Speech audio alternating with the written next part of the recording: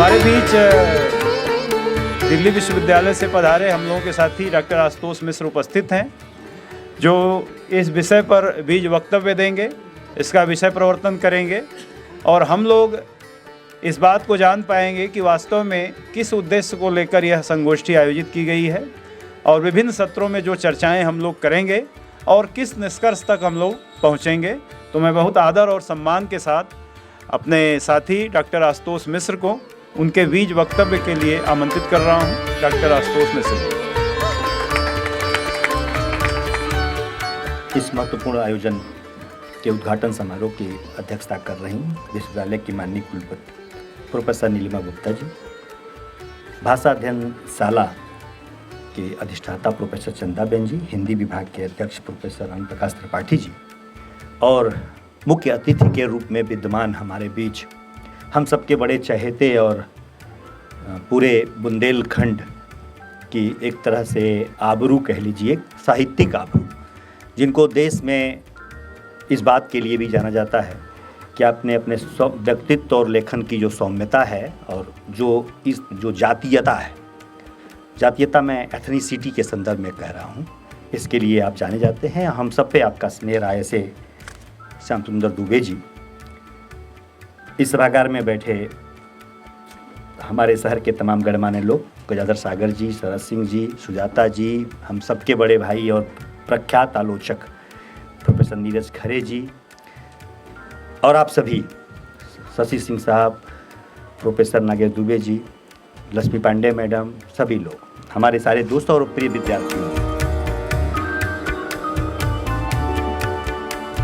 इस विषय पर मैं अपने आप तो विद्वान हैं, आपसे मैं ऐसी कोई बात तो नहीं कहूँगा कि आपको ज़्यादा इजाफा हो समझ में, आप तो सब जानते हैं। मैं विशेषकर विद्यार्थियों के लिए कहना चाहता हूँ कि इस सेमिनार में इस रूप में अपनी बात रखने के पीछे एक बड़ा मज़ेदार वाक़या हुआ।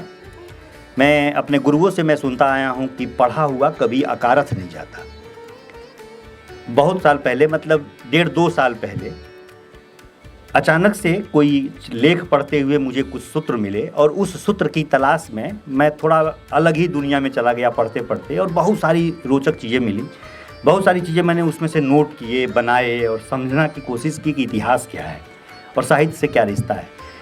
लेकिन वो मेरे तक ही था और मैं उसको लेकर कभी पढ़ता था तो खुश होता था कि तो बड़ा विलक्षण जानकारी है ये।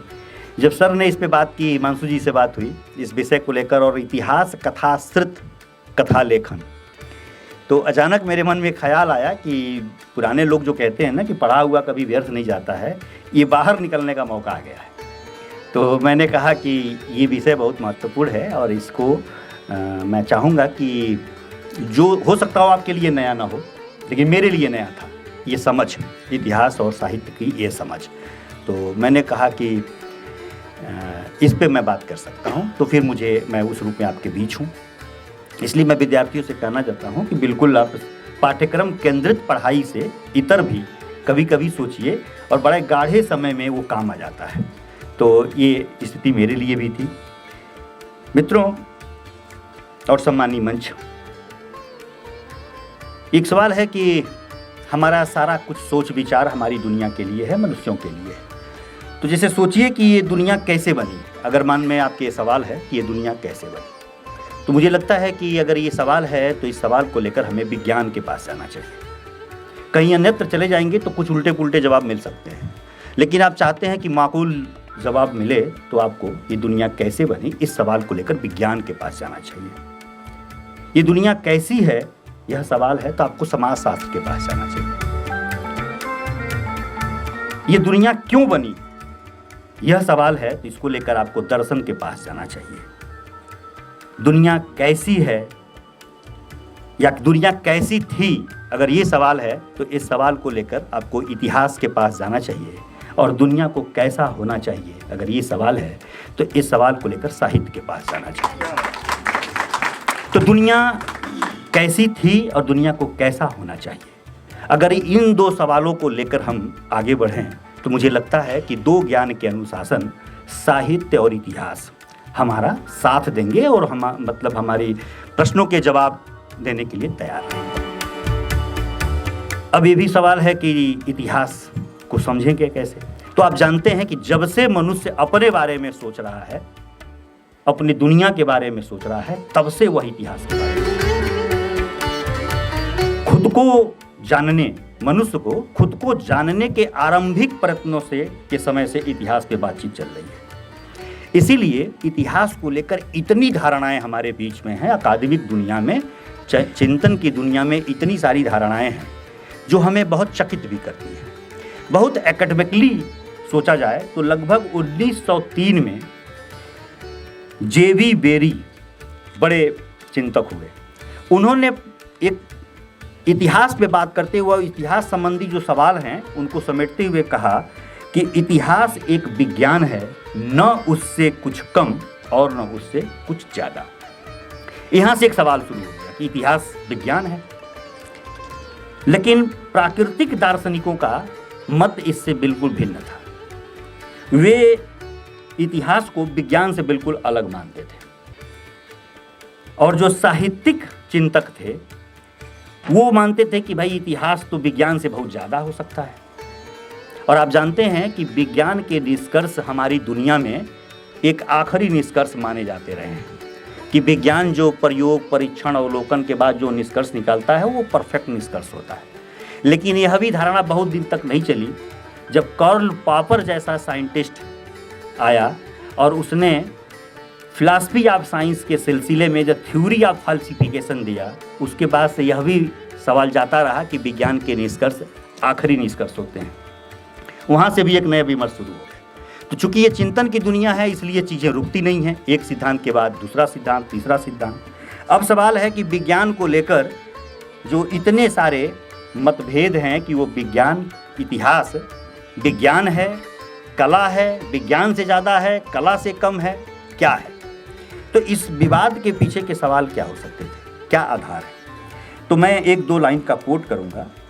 प्राकृतिक जो दार्शनिक हैं उनका मत ये है कि विज्ञान की जो आधारभूत सामग्री होती है उसके विपरीत इतिहास की सामग्री अनिश्चित और निर्धारणीय होती है। यानी विज्ञान की सामग्री बहुत निश्चित होती है, इतिहास की सामग्री अनिश्चित होती है।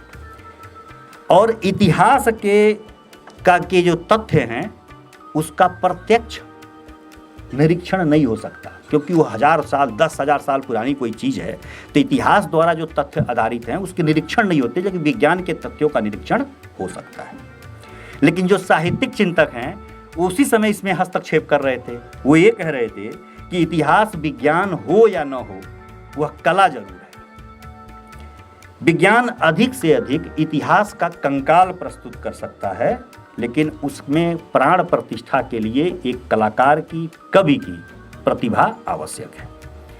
यहाँ आके ये दो सवाल मतलब एक अनिश्चय की स्थिति में होते हैं कि विज्ञान, इतिहास क्या विज्ञान है कि वह कला है। अब मैं पूरा पिछला हिस्सा छोड़ के इस दूसरे वाले हिस्से पे आता हूँ कि जब हम साहित्यिक चिंतक मानते थे कि इतिहास विज्ञान कम है, कला ज़्यादा है। यहीं से साहित्य और विज्ञान के, इतिहास के रिश्ते की शुरुआत होती है। और इस बात को लेकर मैं एक दो चीज़ें और आपसे सामने रखना चाहता हूँ। ट्रेवेलियन नागेश दुबे सर बैठे हैं, उनको ध्यान होगा। ट्रेवेलियन इस मामले में हस्तक्षेप करते हुए कहता है कि इतिहास कला तथा विज्ञान दोनों है। ऐतिहासिक तथ्यों का अनुसंधान वैज्ञानिक रीति से होना चाहिए तथा पाठक के लिए उसका प्रतिपादन कलात्मक प्रकृति से होना चाहिए। यहाँ आके ये एक बीच का रास्ता निकालता है कि इस लड़ाई में नहीं जाना है कि ये इतिहास विज्ञान है कि कला है। ये कहते हैं कि तथ्यों का जो निर्धारण है वैज्ञानिक रीति से करिए, लेकिन पाठकों के लिए जो उसकी प्रस्तुति है वो कलात्मक ढंग से होना चाहिए। यहाँ एक रिश्ता बनता है जो आधुनिक जो चिंतन है। और ये जो ट्रेवेलियन का ये जो मैंने कोट लिया, ये एवरीमैन्स इंसाइक्लोपीडिया से लिया है, उसमें इस बात का उल्लेख किया है। ट्रेवेलियन के इस कोटो उद्धरण को रखा गया है। यहाँ आके हम ये समझ पाए कि इतिहास और साहित्य का प्रस्तुति के स्तर पे एक रिश्ता है कि तथ्य फैक्ट के अनुसार लिए जाएं और उनका प्रस्तुति जो है कलात्मक ढंग से की जाए। ये बात यहाँ मैं फिर इसको छोड़ता हूँ। भारतीय परंपरा में देखेंगे, अभी मैं आपसे बात करूंगा कि कैसे देखिए दोनों जुड़ते हैं। भारतीय परंपरा में देखेंगे तो इतिहास का जो इतिहास शब्द का सबसे पहला प्रयोग अथर्ववेद में हुआ है। शतपथ ब्राह्मण में, जैमिनी बृहदारण्य में, छांदोग्य उपनिषद में, और तो और श्रीधर स्वामी ने जो विष्णु पुराण की टीका रची थी उसमें भी इतिहास के संबंध में बात की गई है। इसमें कहते हैं आर्ष्यादि बहु आख्यानम देवर्षि चरिताश्रयम इतिहास मिति प्रोक्तम भविष्याद भुक्त धर्मयुक्त। यह बात जब मैं आपसे कह रहा था कि ट्रेवलियन ने कहा था ना कि इतिहास का विज्ञान की तरह तथ्य लेना है और कलाकार की तरह, कवि की तरह उसकी अभिव्यक्ति करनी है, ठीक इसी अर्थ में हमारी भारतीय परंपरा में भी इतिहास को हम ऐसे ही समझ रहे थे कि इतिहास आख्यानों में अपनी बात कहता है और आख्यानों के माध्यम से ही हमें उपदेश देता है या हमें रास्ता दिखाता है। इसीलिए हमारी परंपरा में महाभारत और रामायण लिखे गए, वह भी इतिहास है, लेकिन वो आख्यान के माध्यम से, दृष्टांतों के माध्यम से अपनी बात कहता है। तो मैंने शुरू में कहा कि इतिहास को लेकर जो दो पक्ष थे, अंत में हुआ कि दोनों मिलकर इतिहास और विज्ञान की तरफ बात होनी चाहिए। भारतीय परंपरा में भी हमने इतिहास को आख्यान के रूप में रचा। इसीलिए देखिएगा, मैं जोर देके कहना चाहता हूँ कि जिन्होंने महाभारत लिखा, जिन्होंने रामायण लिखा, सब लिखा, लेकिन अपने चरित्रों के जो कहते हैं ना सन संबत, उसका उल्लेख नहीं किया। और ऐसे में जब सारे लोग अपने अपने आदर्शों के जन्म और जन्म तारीख खोजने में आमादा हैं कि फला का जन्म यहाँ हुआ, इस तारीख को हुआ, कुंडली बना रहे हैं लोग, उन सबसे कहना चाहता हूँ कि महाभारतकार और रामायण के रचनाकार, ऐसा नहीं कि उनके समझ में नहीं आया होगा। यही खेल है कि जब आप चीज़ों को समय के आधार पर फिक्स कर देंगे तो अंत उसका भी निश्चित हो जाएगा। इसी को कालातीत होना कहते हैं। जब आप किसी के जन्म की तारीख खोज लेंगे तो आप उसको एक न एक दिन समय उसके मृत्यु की भी तारीख खोजेगा। इसीलिए इनके दिन दिए जाते हैं। रामनवमी को हुआ था राम जी का जन्म, वो रामनवमी कब थी ये नहीं बताएगा, इसलिए क्योंकि इसको काल के सीमा से बाहर ले जाना है, क्योंकि ये आख्यान है और प्रत्येक युग के मनुष्यता के सामने राम के आदर्श को प्रस्तुत करना है। कोई ये न कहेगा कि अप्रासंगिक हो गए तो युग बीत गया। इसलिए इतिहास बनने का उत्साह कई बार हमें अनैतिहासिक भी बना देता है, इसको भी हमें ध्यान रखना चाहिए। अब इस भारतीय परंपरा के बाद जो सबसे रोचक चीज़ है इतिहास और साहित्य के इस संबंध को लेकर, वो है ग्रीक परंपरा। मैं किताब है the history of Peloponnesian war, और हम सब बचपन में पढ़े थे ना एथेंस और स्पार्टा की लड़ाई, वो 27 वर्ष तक लड़ाई चली थी और ये पूरी किताब 27 वर्ष चले उस लड़ाई की कहानी, और अपने साहित्यिक कौशल के कारण ये अपने समय की सर्वाधिक चर्चित किताब है। अब आप एक चीज़ समझिए कि ये करते क्या थे। ग्रीक परंपरा में ये जो इतिहास लिखे जाते तो पहली बात हिस्ट्री शब्द का इस्तेमाल नहीं करते थे, वो लोग लाइव्स इस्तेमाल करते थे, जीवनियाँ। यानी किसी न किसी की जीवनी होगी और उसके आधार पर वो किताब लिखी जाएगी। और जीवनी कैसे लिखी जाती थी, वहाँ एक परंपरा थी सर कि जब कोई नायक, कोई बड़ा आदमी जिसकी मृत्यु होती थी, उसके अंत्येष्टि पर वो जो जीवनीकार होता था, जिसको इतिहासकार कहते थे, और मज़ेदार बात है कि वो उस समय का न्यायाधीश भी होता था, वही जज भी होता था, और वो बहुत अच्छा वक्ता होता था। और बहुत अच्छा वक्ता होने के लिए साहित्यिक कौशल का होना बहुत ज़रूरी है। तो अंत्येष्टि के समय वो बहुत भीड़ जुटती थी, वो पेरा जैसा होता था, और वो भाषण देता था। उसी व्यक्ति जो जिसकी मृत्यु हुई है उसके पूरे जीवन पे वो भाषण सर उल्लेख है, यही the history of Peloponnesian war या पैरेलल लाइव्स किताब में। एक एक भाषण 3-3 रात तक चले हैं और पूरी जनता भाषण सुन रही है, और उस भाषण के बाद ये तय हो जाता था कि जिसकी मृत्यु हुई है अब इसका इस सभ्यता और इसके इतिहास में इसकी जगह क्या होगी। ये इतनी महत्वपूर्ण, और इसीलिए जो इतिहासकार होता था उसको जीवनीकार ही कहते थे, और वो तय कर देता था कि अब इसकी भूमिका क्या होगी। मैं आपका ध्यान दिलाना चाहता हूँ, आपने जूलियस सीजर पढ़ा है ना, शेक्सपियर का, उसका जो सबसे मशहूर चर्चित डायलॉग क्या है, ब्रूटस यू टू, क्योंकि ब्रूटस ने जो जूलियस सीजर को 32 लोगों ने मारा था ना, 32 तलवार उसको मारे गए, तो उसमें आखिरी तलवार ब्रूटस का था। तो जूलियस सीजर को यही तो आश्चर्यचकित हुआ कि ब्रूटस तुम भी, मतलब ये लोग तो मार ही दिए, तुमने किया। कारण क्या था? बिल्कुल अकबर और वो जो उनके थे, पाले थे अकबर को, बैरम था, बिल्कुल उस तरह की किस्सा है। जूलियस सीजर ब्रूटस को काका कहता था, क्योंकि जूलियस सीजर को ब्रूटस ने बचपन से पाला था और वो बड़ा आदर करते थे। लेकिन अंत में जब जूलियस सीजर को मारा गया तो आखिरी बार ब्रूटस ने भी मारा और यही कह के मर गया। तो ब्रूटस यू टू विश्वासघात का मुहावरा बन गया और इतिहास में दर्ज हो गया कि इतना बड़ा विश्वासघात। और ब्रूटस बहुत खराब जिंदगी उसके बाद जिए और अंत में ब्रूटस सुसाइड कर लेते हैं। और रोम की सभ्यता में, परंपरा में ब्रूटस एक विश्वासघाती के रूप में जाने जाते हैं। जब हम लोग इतना जानते हैं ब्रूटस यू टू, तो रोम वाले कितना उनको समझते होंगे। लेकिन पैरेलल लाइव्स में दर्ज है कि जब ब्रूटस की मृत्यु हुई तो उनकी अंत्येष्टि पर मार्क एंटोनियन ने भाषण दिया। वह भाषण 18 घंटे का था। पूरी रात, शाम से लेकर पूरी रात दूसरे दिन आधे दिन तक ब्रूटस के बारे में मार्क एंटोनी, जो कि मार्क एंटोनी ब्रूटस का समय रहते विरोधी था, लेकिन ब्रूटस, मार्क एंटोनी जीवनीकार था, वो जीवनियाँ बोलता था, उसने भाषण दिया, लगभग 18 घंटे का भाषण। और उस भाषण का एक टुकड़ा सुनिए। ये मार्क एंटोनी ब्रूटस के बारे में कह रहा है, उन सब में वो सबसे बड़ा कुलीन रोमन था। उसके सिवाय समस्त षड्यंत्रकारियों ने महान सीजर की हत्या ईर्ष्या के कारण की, पर उसने एक ईमानदार और सर्वमान्य कारण के लिए यह किया। उसका जीवन निर्दोष था। वो ऐसे तत्वों से गढ़ा गया था कि प्रकृति पूरे विश्व के सामने खड़ी होकर कह सके कि देखो, यह एक मेरा मनुष्य है। ये मार्क एंटोनी ने ब्रूटस के बारे में कहा और पूरी अवधारणा बदल दी।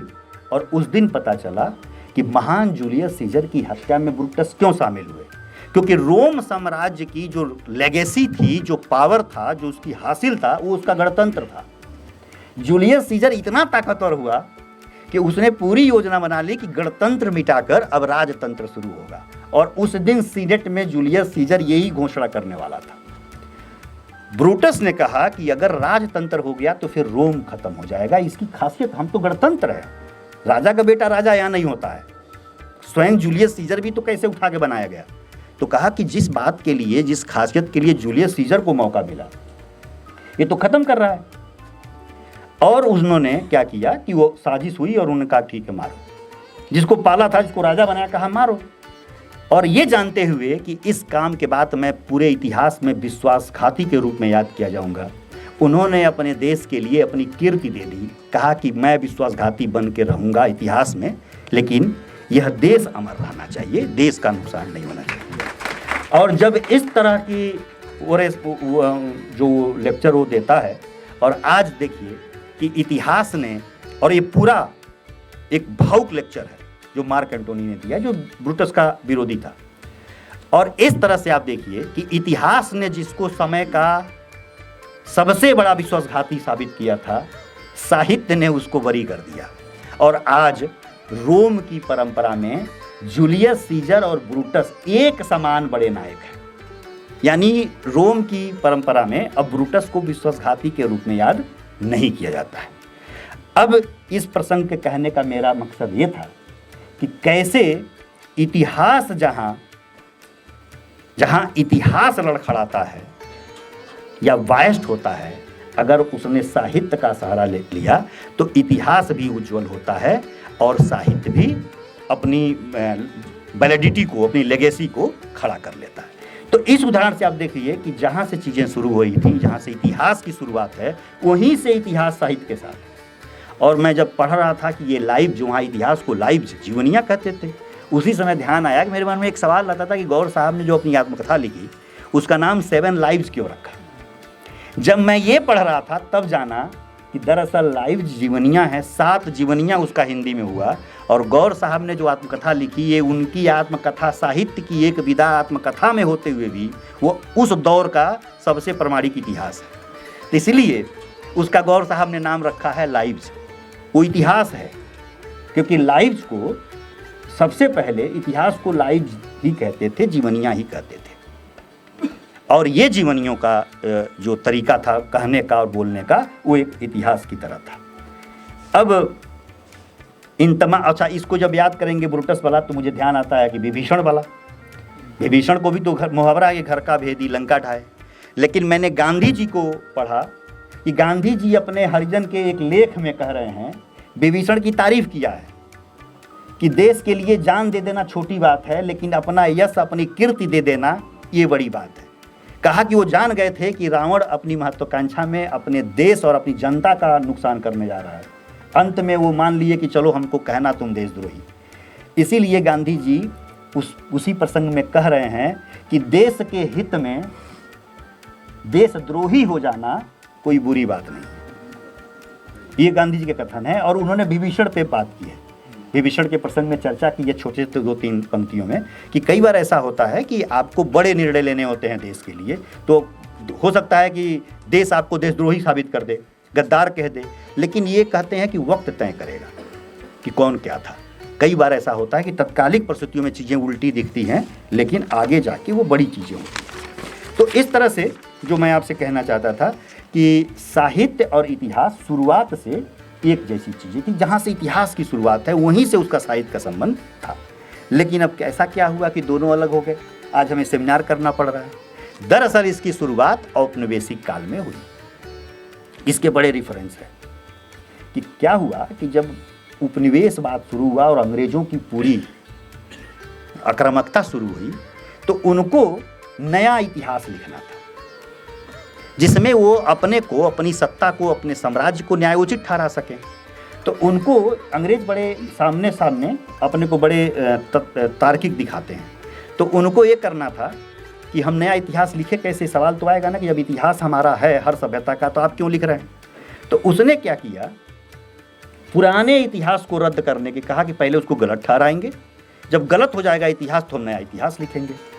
इसका एक उदाहरण आपको दूं, जिसका उल्लेख व्हाट इज हिस्ट्री में E.H. कार ने किया है। ये एक्टन जो बड़े विक्टोरिया काल के बड़े आदमी थे, इतिहासकार थे, उनका कथन है। और ये कैम्ब्रिज मॉडर्न हिस्ट्री का जो पहला एडिशन है उसी के भूमिका में दर्ज है। और वो लंबा है, मैं केवल उनके 2 पंक्तियाँ पढ़ रहा हूँ, जिसमें वो कह रहे हैं एक्टन, हम अपनी पीढ़ी में अंतिम इतिहास नहीं लिख सकते, लेकिन हम परंपरागत इतिहास को रद्द तो कर सकते हैं। परंपरागत इतिहास को रद्द किए बगैर दूसरा इतिहास होगा नहीं। और ये दूसरा उपनिवेशिक ढांचे का इतिहास आया, इसने क्या किया कि जो जेवी वेरी वाली लड़ाई थी उसी को पकड़ा और ये कहा कि इतिहास का कोई संबंध कला से नहीं है, इतिहास विज्ञान है। और इतिहास को विज्ञान बनाने के चक्कर में इन्होंने साहित्य से उसका संबंध अलग कर लिया। और जो भी इतिहास का ढांचा, पढ़ाई लिखाई हम सबको बताई जा रही है, इसमें कहाँ हम किस इतिहास के सिलेबस में महाभारत रामायण पढ़ाते हैं? किसी इतिहास में नहीं पढ़ाते, क्योंकि हम मानते ही नहीं कि इतिहास है। विंटरनेट्स पॉजिटर जैसे विद्वान इसी बात के लिए तो आए तो कहे कि भारत के लोगों को इतिहास बोध ही नहीं है, क्योंकि जो इतिहास समझते थे कि सन तारीख में जो इतिहास लिखा जाएगा वैसा इतिहास हमने लिखा नहीं। तो ये कहते थे कि भारतीयों के पास इतिहास का बोध ही नहीं है, ये बिल्कुल नहीं जानते इतिहास क्या है। जबकि हम इतिहास को और ग्रीक परंपरा और भारतीय परंपरा इतिहास को आख्यान की परंपरा में समझते थे। हम ये जोर नहीं देते थे कि बक्सर की लड़ाई अगर 1664 को हुई तो हम इस पे बहुत जोर नहीं देते थे कि 1664 को 5 मई 7:03 पर पहला बार बिगुल बजा लड़ाई का। हम इतना एक्यूरेसिव नहीं जाते थे। हम बात करते थे कि लड़ाई हुई तो क्यों हुई और इसके परिणाम क्या हुए। ठीक है, अब ये जो सवाल था कि हम विज्ञान हैं, इन्होंने साहित्य से इसके पूरे संबंध को अलग किया और विज्ञान बनने की अपराथापी में इन्होंने तथ्यों का एक सारडियन करना, टेबुलेशन करना, केस स्टडी करना, इस तरह से चीज़ों को पेश किया और इससे एक नया चीज़ हमारे सामने आया, जिसके कारण इतिहास साहित्य से इसका संबंध अलग हो गया। मैं जोर दे के कहना चाहता हूँ कि चाहे कुछ भी कर लीजिए, इतिहासकार या साहित्यकार दोनों, मैं केवल इतिहास के लोगों को गलत नहीं ठहरा रहा हूँ। इतिहास से अलग होने की कोशिश साहित्य में भी खूब हुई।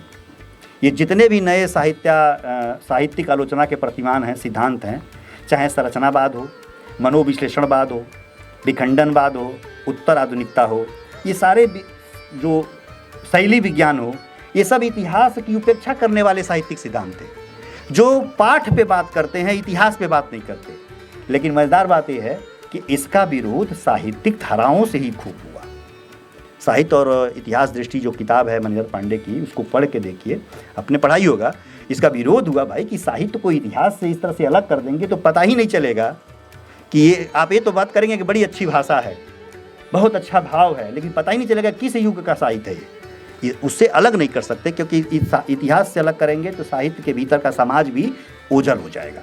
तो इसलिए दोनों के भीतर जो स्मृति है बहुत जरूरी है। साहित्य, इतिहास के लिए भी स्मृति बहुत महत्वपूर्ण है और साहित्य के लिए भी। तो स्मृति एक कॉमन प्लेटफॉर्म है जो इतिहास और साहित्य को एक साथ करती है। अब ये अलग बात है कि इन स्मृतियों का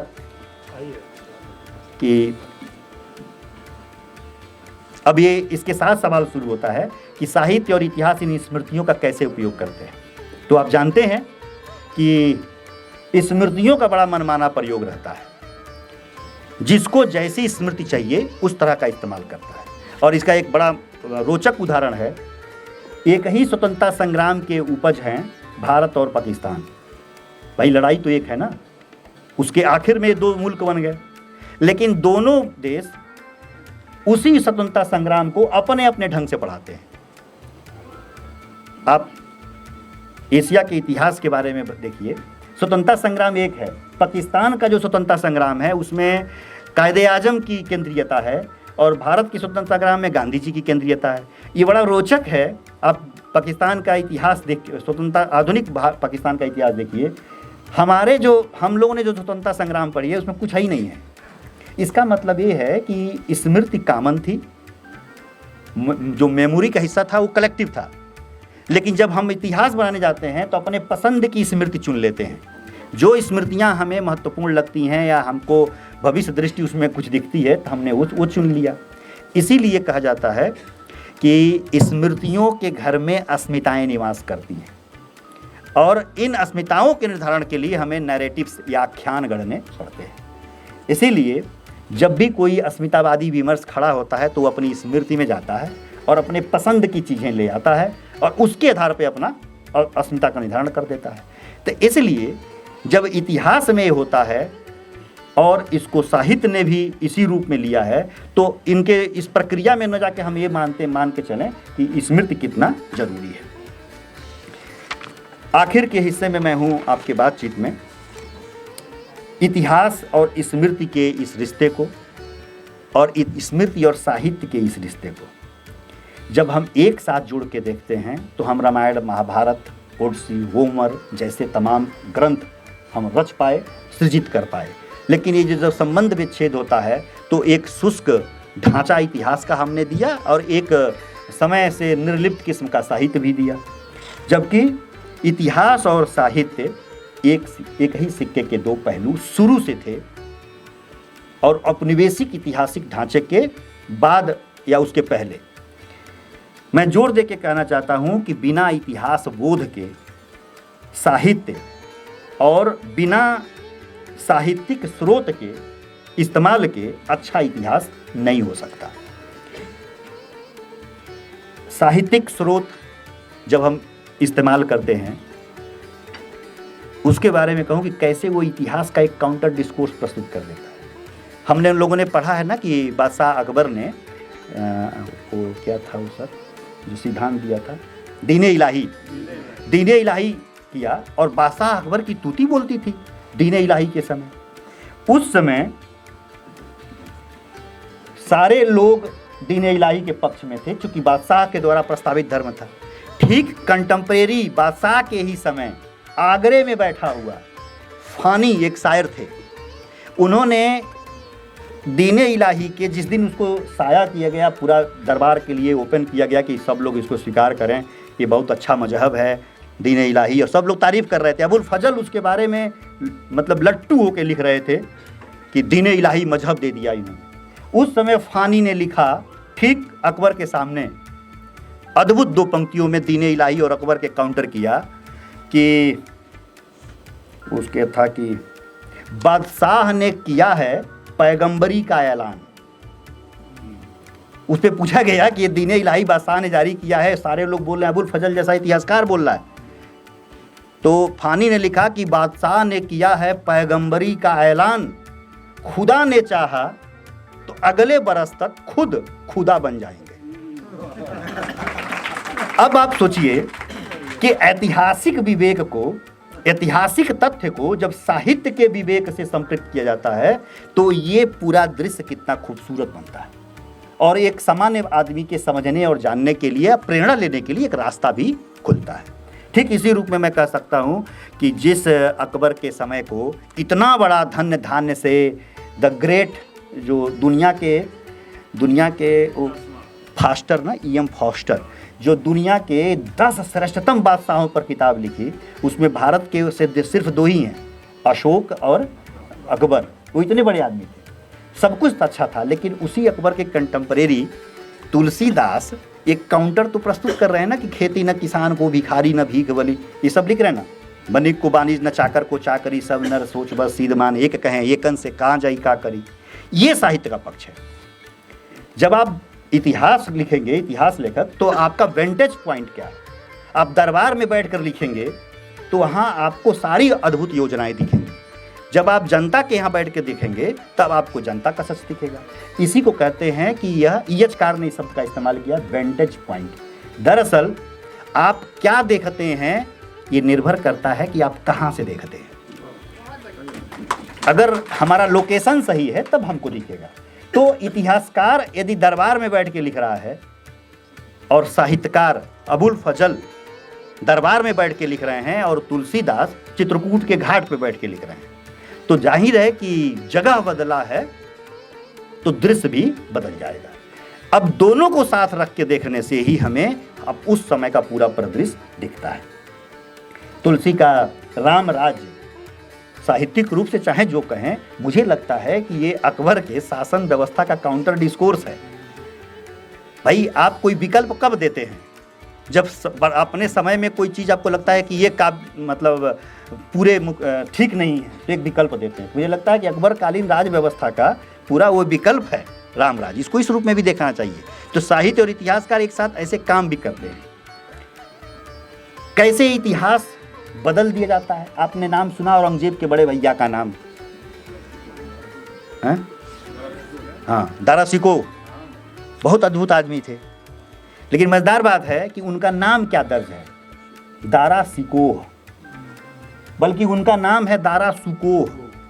सिकोह होता है शैतान और सुकोह मतलब होता है एकदम अच्छा आदमी। औरंगजेब ने न सिर्फ उनको बेइज्जत किया, न सिर्फ उनको मारा, उनकी हत्या की, उनको मृत्यु के बाद अपमानित किया, बल्कि बाकायदा डॉक्यूमेंट्स में उनका नाम भी बदला। दारा सुकोह को दारा सिकोह लिखवाया गया और लंबे समय तक उस दौर के इतिहास को हम दारा सिकोह, हम भी बचपन में दारा सिकोह ही पढ़े थे। ये जब मेवा राम जी का उपन्यास आया दारा सुकोह, उससे मैंने जाना कि इसका नाम सिकोह नहीं सुकोह है और दोनों में बहुत फर्क है। अब साहित्य कैसे इतिहास को करेक्ट करता है आप देख रहे होंगे। इतिहास साहित्य को तथ्य देता है और साहित्य इतिहास को सही कर देता है, तथ्यों के सही प्लेसमेंट कर देता है। आखिर में मैं कहूँगा कि साहित्य कल्पना से शुरू होता है और एक विराट जीवन सत्य पे समाप्त होता है, जबकि इतिहास एक ठोस सत्य से शुरू होता है और एक धुंध पे जाके खत्म होता है। इसलिए ज़रूरी है कि दोनों साथ दें। मैं उनका नाम नहीं याद कर पा रहा हूँ। वो कहते थे कि इतिहास में समय और तारीख के अलावा सब असत्य है और साहित्य में समय और तारीख के अलावा सब असत्य है। दोनों में एक फर्क है। इसलिए दोनों साहित्य और इतिहास दोनों के बारे में कहा है कि इतिहास सभ्यता की स्मृति है और साहित्य व्यक्ति और समाज की स्मृति है। और आप जानते हैं कि चाहे वह सभ्यता की स्मृति हो या समाज की स्मृति, आगे बढ़ने के लिए दोनों का ठीक रहना बेहद ज़रूरी है, क्योंकि अगर स्मृति खराब हो जाएगी तो हम आगे नहीं जा सकते। इतिहास के बारे में सत्य यह है कि यदि उसे साहित्य का रस प्राप्त हो जाए तो वह प्रत्येक मनुष्य के जीवन का हिस्सा बन जाता है। इसीलिए बाद के दिनों में इस वाजिब रिश्ते को छोड़कर इतिहास में है कि साहित्य के बगैर उनका काम चल जाएगा, जबकि इतिहास में ही सबाल्टर्न हिस्ट्री की जो पूरी धारा आई है वो बाकायदा साहित्य के साथ काम कर रही है, वो साहित्यिक स्रोतों पे काम कर रही है, वो इतिहास जो लिखा जा रहा है वो साहित्यिक स्रोतों का आधार बना रही है। तो उम्मीद करते हैं कि जैसे साहित्यिक लोगों ने इतिहास को साथ लेकर अपने पुराने जो साहित्य और इतिहास के संबंध थे उस दिशा में काम कर रहे हैं, उम्मीद की जा रही है कि इतिहासकार को भी थोड़े अपने उस तरह की वैज्ञानिक बोध का जो गुमान है उससे थोड़ा बाहर निकलकर साहित्यिक स्रोतों को भी अपना आधार बनाना चाहिए, जिससे इतिहास पठनीय हो सकेगा, इतिहास समझ में आएगा, इतिहास हम जान सकेंगे। तो बावजूद इसके हजारी प्रसाद द्विवेदी का एक कथन है ना कि मैं क्यों कह रहा हूँ कि साहित्य को इतिहास के साथ जाना चाहिए, क्योंकि इतिहास बहुत महत्वपूर्ण है। द्विवेदी जी कहते थे कि इतिहास से जीना सीखो, इतिहास से मरना सीखो और इतिहास से सीखना सीखो, क्योंकि वो सीखने की प्रेरणा देता है। लेकिन मैं इसमें जोड़ के कहता हूँ कि इतिहास से तो सीखना चाहिए, लेकिन सीखना कैसे है और क्यों सीखना है, यह सीखना हमें साहित्य से सीखना चाहिए। इसलिए अगर ये दोनों प्रक्रिया हम फॉलो करते हैं, मुझे लगता है कि इतिहास और साहित्य की समझ हमारे लिए सबसे बेहतर होगी। आखिर में फिर से द्विवेदी जी को कोट करते हुए को कहा था कि इतिहास मनुष्य की तीसरी आंख है। ये बहुत अच्छा लगता है मुझे कि इतिहास मनुष्य की तीसरी आंख है। तो मैं आखिर में कहना चाहता हूँ कि और साहित्य उस आंख का पानी है। और रहीम कहते थे कि रहीमन पानी राखी। मैं समझता हूँ कि मैंने जितनी भी कोशिश की, आपने मुझे बुलाया उसके लिए भी मैंने पानी रखने की कोशिश की, रख पाया कि नहीं ये आकर। धन्यवाद बहुत बहुत।